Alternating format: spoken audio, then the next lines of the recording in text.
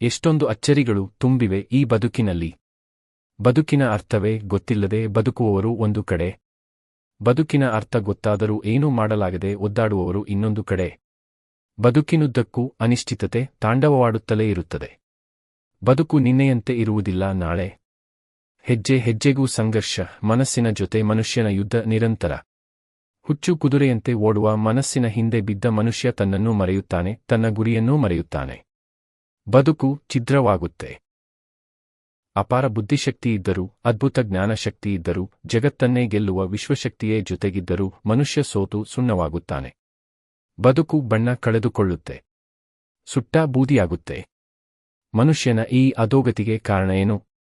ಸಾತ್ವಿಕರನ್ನು ರಾಜಸಕ್ಕೆ, ರಾಜಸ ಗುಣದವರನ್ನು ತಾಮಸಕ್ಕೆ ಪ್ರೇರೇಪಿಸುತ್ತಾ, ತಾಮಸ ಬುದ್ಧಿಯವರು ತಮ್ಮ ವಿಕೃತಿಯನ್ನು ಮೆರೆಯುವಂತೆ ಪರಿವರ್ತಿಸುವ ಆ ಕಾಣದ ಶಕ್ತಿ ಯಾವುದು? ಜನ್ಮತಃ ಸ್ವಭಾವತಃ ತನ್ನೊಳಗಿದ್ದ ಒಳ್ಳೆಯ ಗುಣಗಳನ್ನೆಲ್ಲ ಮರೆತು ಹೋಗಿ ವಾತಾವರಣದ ಪ್ರಭಾವದಿಂದಾಗಿ ಮನುಷ್ಯ ಬದಲಾಗುವಂತೆ ಮಾಡುವ ಆ ಮಾಯೆ ಯಾವುದು? ಈ ಸೃಷ್ಟಿಯಲ್ಲಿನ ಪ್ರತಿಯೊಂದು ಚರಾಚರ ವಸ್ತುಗಳು, ಪ್ರತಿಯೊಂದು ಜೀವರಾಶಿಯೂ ಆ ಭಗವಂತನ ಅಧೀನ ಎನ್ನುವ ಸತ್ಯ ಗೊತ್ತಿದ್ದರೂ ಮನುಷ್ಯ ನಾನು ನನ್ನದು ಎನ್ನುವ ಅಹಂಕಾರದಿಂದ ಮೆರೆಯುವುದು ಕಾರಣವೇ? ಅಥವಾ ಇನ್ನೊಬ್ಬರನ್ನು ತುಳಿದು ಬದುಕುವುದೇ ಸುಖ, ಮೋಸ, ಅನ್ಯಾಯ, ದರ್ಪ, ದಬ್ಬಾಳಿಕೆ, ಕಪಟ, ಕ್ರೌರ್ಯವೇ ಸಾಧನೆ ಎಂದು ಭ್ರಮಿಸುವ ಅವನ ಮೂಢತನ ಕಾರಣವೇ? ಹಾಗಿದ್ದರೂ ಪಾಪಿಗಳ ಅಟ್ಟಹಾಸ ಮಿತಿ ಮೀರಿದೆಯಲ್ಲ, ಭ್ರಷ್ಟಾಚಾರ ತುಂಬಿ ತುಳುಕುತ್ತಿದೆಯಲ್ಲ. ಅನ್ಯಾಯದ ವಿರುದ್ಧ ಹೋರಾಡುವುದು ಮಹಾಪುಣ್ಯದ ಕೆಲಸ ಎನ್ನುತ್ತಾನೆ ಕೃಷ್ಣ. ಹೋರಾಟದ ಮಾತೇ ಮಾಯವಾಗುವ ವಾತಾವರಣದಲ್ಲಿ ಎಲ್ಲಿದೆ ನ್ಯಾಯ ಕೃಷ್ಣ? ಅಧರ್ಮ ತಾಂಡವವಾಡುತ್ತಿದೆ. ಸಂಬಂಧಗಳು ಅರ್ಥ ಕಳೆದುಕೊಂಡು ರೋಧಿಸುತ್ತಿವೆ. ಎಲ್ಲಿಂದ ಬಂದೆ, ಎಲ್ಲಿಗೆ ಹೋಗುತ್ತೇನೆ ಎನ್ನುವುದೇ ಗೊತ್ತಿಲ್ಲದ ಮನುಷ್ಯ ಮನುಷ್ಯನನ್ನೇ ಕೀಳಾಗಿ ನೋಡುತ್ತಾನೆ. ಸೃಷ್ಟಿಕರ್ತನಿಗೂ ಪ್ರಕೃತಿಗೂ ವಿಧೇಯತೆ ತೋರಿಸುವುದನ್ನು ಮರೆತಿದ್ದಾನೆ. ವಿಕೃತಿಯಿಂದ ಪ್ರಕೃತಿಯ ಕಡೆಗೆ ಸಾಗುವುದೇ ಸಾವು ಎನ್ನುವ ಸತ್ಯ ತಿಳಿಯದೆ ಮಾಯೆಗಳಲ್ಲಿ ಸಿಕ್ಕಿ ನಲುಗುತ್ತಿದ್ದಾನೆ. ಹುಟ್ಟು ಸಾವುಗಳ ಚಕ್ರದಲ್ಲಿ ಸಿಲುಕಿ ಬಟ್ಟೆ ಬದಲಿಸುವಂತೆ ಮರಳಿ ಮರಳಿ ದೇಹದಿಂದ ದೇಹಕ್ಕೆ ಸಂಚರಿಸುವ ಜೀವ ಅನಾದಿನಿತ್ಯ, ಭಗವಂತನು ಈ ಪ್ರಕೃತಿಯೂ ಅನಾದಿನಿತ್ಯ. ಈ ಕ್ಷಣಿಕ ಬದುಕಿನಲ್ಲಿ ಶ್ರದ್ಧಾಭಕ್ತಿಯಿಂದ, ನಿಷ್ಠೆಯಿಂದ ಪ್ರಾಮಾಣಿಕವಾಗಿ ಬದುಕಲು ಸಾಧ್ಯವೇ ಇಲ್ಲವೇ? ಖಂಡಿತ ಇದೆ. ಅದು ಹೇಗೆ ಎನ್ನುವುದನ್ನು ತಿಳಿಯಲು ಒಮ್ಮೆ ಈ ಕಥೆಯನ್ನು ಕೇಳಿ. ಯಕ್ಷ-ಯುಧಿಷ್ಠಿರ ಸಂವಾದ, ಸೃಷ್ಟಿಯ ಮಹಾವಿಸ್ಮಯ. ಮಹಾಭಾರತದ ಅರಣ್ಯ ಪರ್ವದಲ್ಲಿ ಒಂದು ಅದ್ಭುತ ಘಟನೆಯಿದೆ. ಪಾಂಡವರು ಅರಣ್ಯವಾಸದಲ್ಲಿದ್ದಾಗ ಒಂದು ದಿನ ಭೀಮ, ಅರ್ಜುನ, ನಕುಲ, ಸಹದೇವರು ಬಾಯಾರಿಕೆಯಿಂದ ನೀರನ್ನು ಹುಡುಕುತ್ತಿದ್ದರು. ಒಂದು ಸುಂದರವಾದ ಸರೋವರ ಕಂಡುಬಂತು. ಆದರೆ ಆ ನೀರನ್ನು ಕುಡಿಯುವ ಮೊದಲು ಒಂದು ಅದೃಶ್ಯ ಧ್ವನಿ, ಅಶರೀರವಾಣಿ ಕೇಳಿಸಿತು.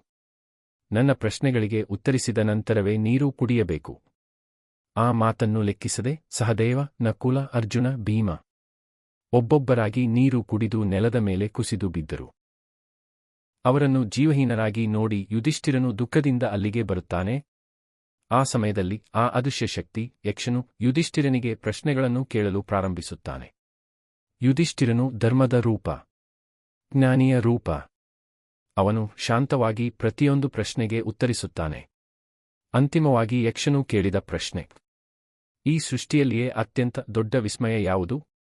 ಯುಧಿಷ್ಠಿರನು ಕ್ಷಣಕಾಲ ಯೋಚಿಸಿ ಒಂದು ಅದ್ಭುತ ಉತ್ತರ ನೀಡುತ್ತಾನೆ. ಪ್ರತಿದಿನ ಅನೇಕ ಜೀವಿಗಳು ಮರಣ ಹೊಂದುತ್ತಿವೆ. ಆದರೂ ಉಳಿದವರು ತಮ್ಮನ್ನು ಅಮರರೆಂದು ಭಾವಿಸುತ್ತಾರೆ. ಇದೇ ಸೃಷ್ಟಿಯ ಅತ್ಯಂತ ದೊಡ್ಡ ವಿಸ್ಮಯ. ಹೌದು, ನಾವು ಪ್ರತಿದಿನ ಮರಣವನ್ನು ನೋಡುತ್ತೇವೆ. ಆದರೂ ನಮ್ಮ ಜೀವನ ಶಾಶ್ವತ ಎಂಬ ಭ್ರಮೆಯಲ್ಲಿ ಬದುಕುತ್ತೇವೆ. ಈ ಉತ್ತರದಿಂದ ಯಕ್ಷನು ತೃಪ್ತನಾಗುತ್ತಾನೆ. ಯುಧಿಷ್ಠಿರನ ಧರ್ಮನಿಷ್ಠೆ, ಜ್ಞಾನವನ್ನು ಮೆಚ್ಚಿ ಅವನ ಸಹೋದರರನ್ನು ಪುನರ್ಜೀವ ನೀಡುತ್ತಾನೆ. ಈ ಸಂವಾದ ನಮಗೆ ಒಂದು ಮಹತ್ವದ ಪಾಠವನ್ನು ಕಲಿಸುತ್ತದೆ. ಜೀವನ ಕ್ಷಣಿಕ, ಮರಣ ಅನಿವಾರ್ಯ. ಆದರೂ ನಾವು ಸತ್ಯವನ್ನು ಮರೆಯುತ್ತೇವೆ. ಆದರೆ ಯುಧಿಷ್ಠಿರನಂತೆ ಧರ್ಮ, ಸತ್ಯ, ಜ್ಞಾನವನ್ನು ಹಿಡಿದಿಟ್ಟುಕೊಂಡರೆ ಜೀವನಕ್ಕೆ ನಿಜವಾದ ಅರ್ಥ ಸಿಗುತ್ತದೆ. ಸತ್ಯವೇ ಶಾಶ್ವತ, ಧರ್ಮವೇ ಮಾರ್ಗ.